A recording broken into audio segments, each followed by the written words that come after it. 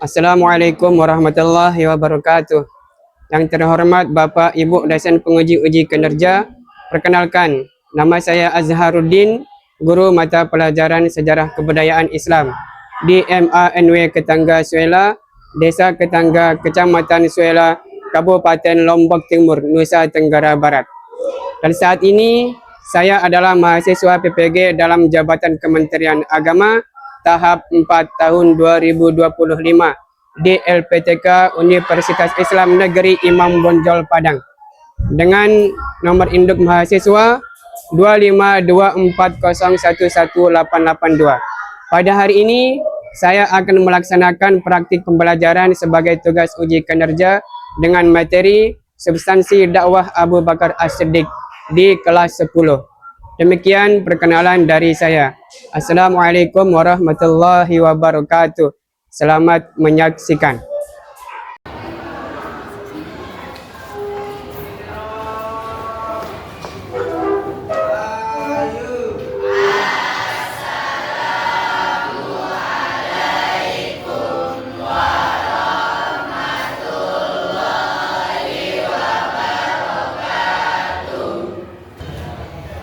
Assalamualaikum warahmatullahi wabarakatuh.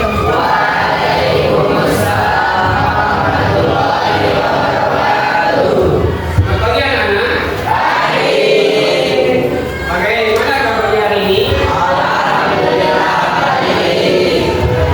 Dan kita semua diberikan kesehatan dan kerakyatan oleh Allah Subhanahu wa Ta'ala. Sekarang biasa sebelum kita mulai belajar, kita sama-sama berdoa. Silakan ketua kelas juga memimpin teman-temannya berdoa. Sebelum kita memulai pembelajaran hari ini, alangkah baiknya kita wajib membaca surat Al-Fatihah. Berdoa dimulai.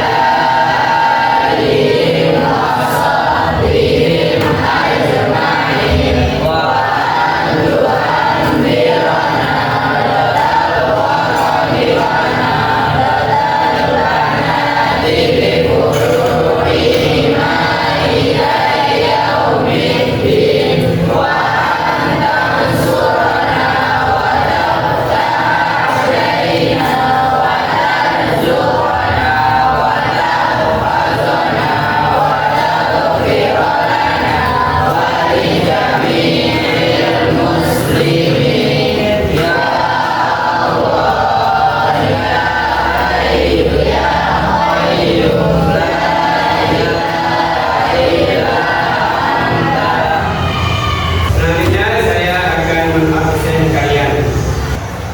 Amrul Salihah Hadir. Anissa Sirin Hadir. Alia Manzila Rahma Hadir. Qalbun Salim. Hadir.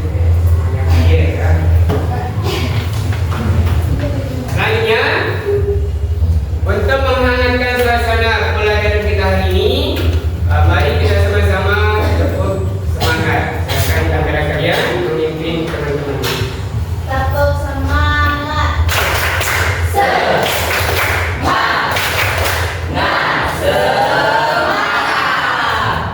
Alhamdulillah, terima kasih.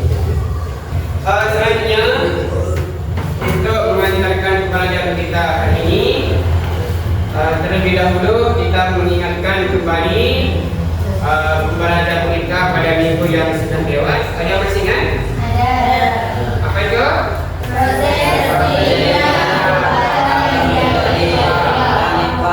Proses terpilihnya Abu Bakar menjadi khalifah, atau tepatnya setelah wafatnya Rasulullah SAW. Ya, baik. Setelah wafatnya Rasulullah SAW, umat Islam mengalami kesedihan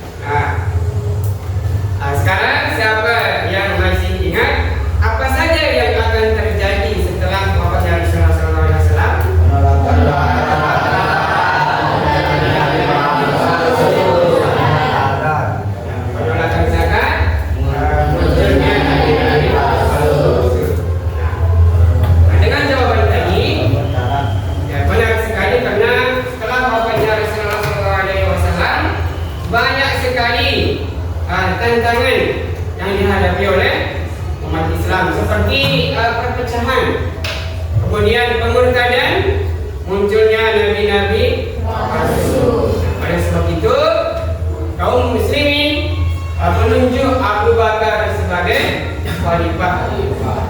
Nah, khalifah pertama. Nah, disinilah kita akan mempelajari tentang substansi dakwah Abu Bakar As-Siddiq. Sebelum kita ke pelajaran kita, terlebih dahulu saya akan membacakan tujuan pembelajaran kita hari ini. Yang pertama, menjelaskan latar belakang dakwah Abu Bakar As-Siddiq sebagai khalifah pertama. Selanjutnya, menguraikan substansi dakwah Abu Bakar semasa kepemimpinannya. Yang ketiga, menganalisis permasalahan yang dihadapi oleh Abu Bakar As-Siddiq dan solusi dakwahnya. Kemudian yang terakhir, meneladani nilai-nilai dakwah Abu Bakar As-Siddiq dalam konteks kehidupan peserta didik. Ya. Oke, masuklah kita ke pelajaran kita. Nah, sekarang saya akan membacakan cerita singkat. Kemudian kalian akan menyimak dan ada soal yang akan dijawab lagi. Baik. Setelah wafatnya Rasulullah SAW, sebagian umat Islam menganggap bahwa kewajiban berzakat hanya perlu pada Rasulullah SAW. Mereka mengerjakan sholat, akan tapi mereka tidak mau membayar atau menolak zakat. Ya, oleh karena itu Abu Bakar berdakwah untuk mendapatkan orang-orang yang menolak zakat, dan nabi-nabi. Oke, pertanyaannya, apa dampak yang akan terjadi jika kewajiban zakat dibiarkan? Ada bisa? Kita coba. Jika penolakan zakat dibiarkan, persatuan umat Islam akan lemah. Oke, ada lagi. Selanjutnya, menurut kalian, apakah zakat tetap wajib sekalipun Rasulullah Sallallahu Alaihi Wasallam wafat? Wajib. Tetap wajib. Oke, baik. Selanjutnya, untuk mengetahui kemampuan kalian setelah mendengarkan cerita singkat atau permasalahan yang tadi, sekarang saya akan memberikan soal yang berbentuk LKPD atau lembar kerja peserta didik.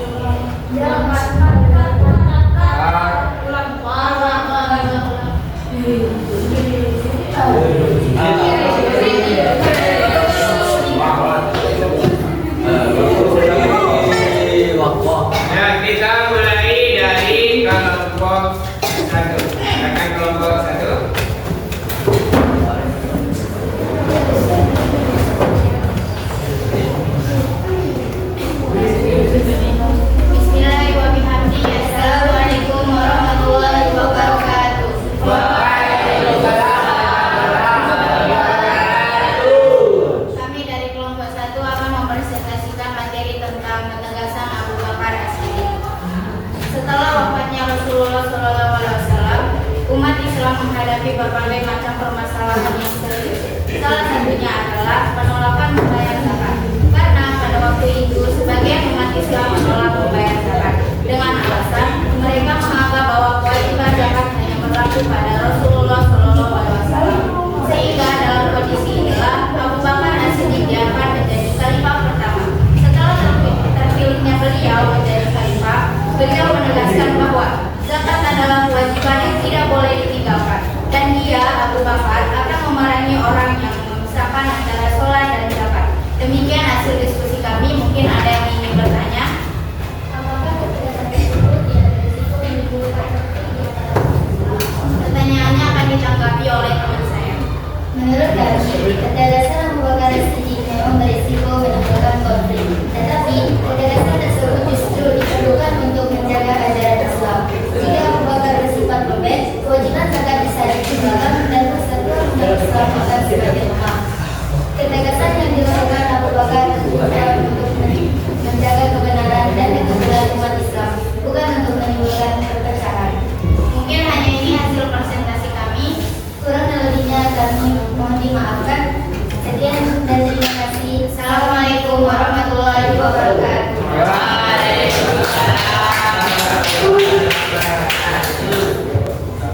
Selanjutnya kelompok 2, silakan mewakili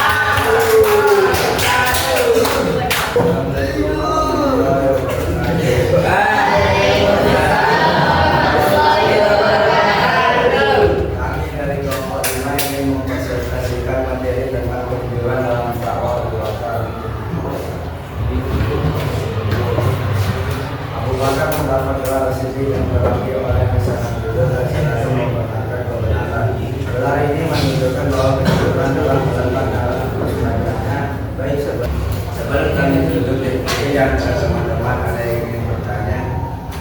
Menurut Rasulullah, apa dampak negatif jika kejujuran tidak diterapkan di lingkungan sekolah? Jika kejujuran tidak diterapkan, maka akan muncul kebiasaan mencontek, saling tidak percaya, dan menurunnya nilai moral di sekolah. Mungkin hanya ini yang Assalamualaikum warahmatullahi wabarakatuh.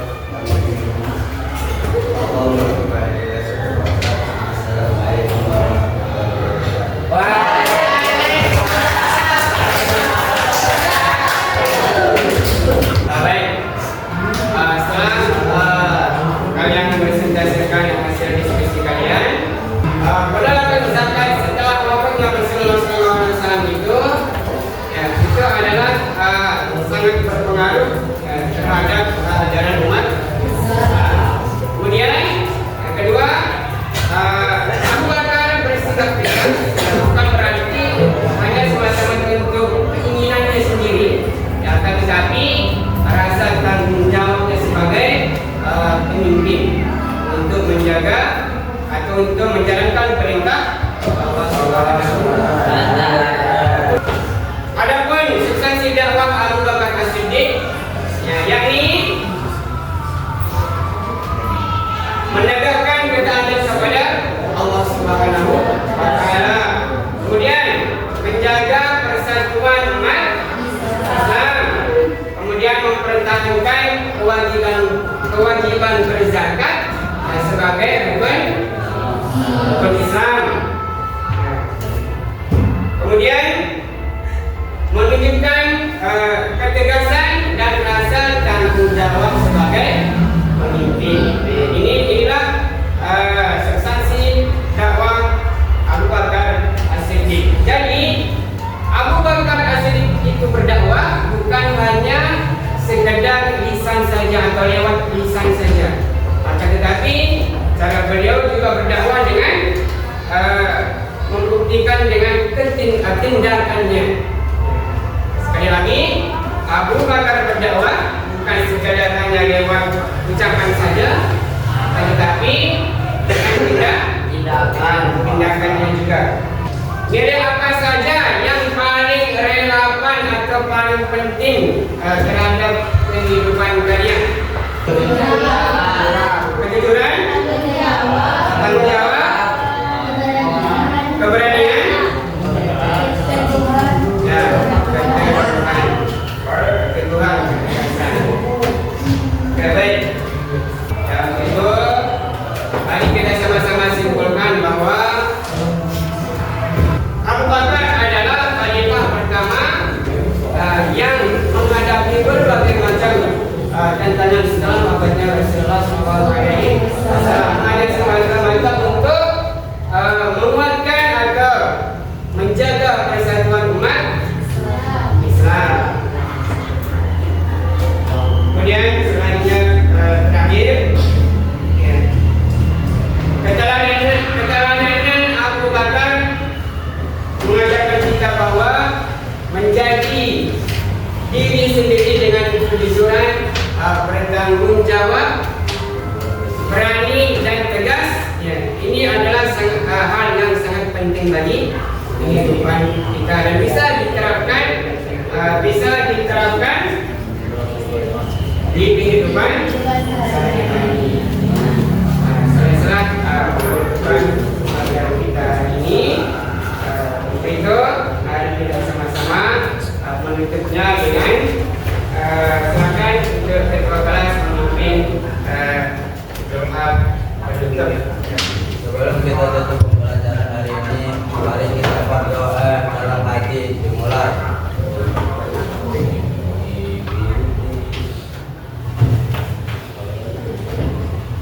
Berdoa selesai.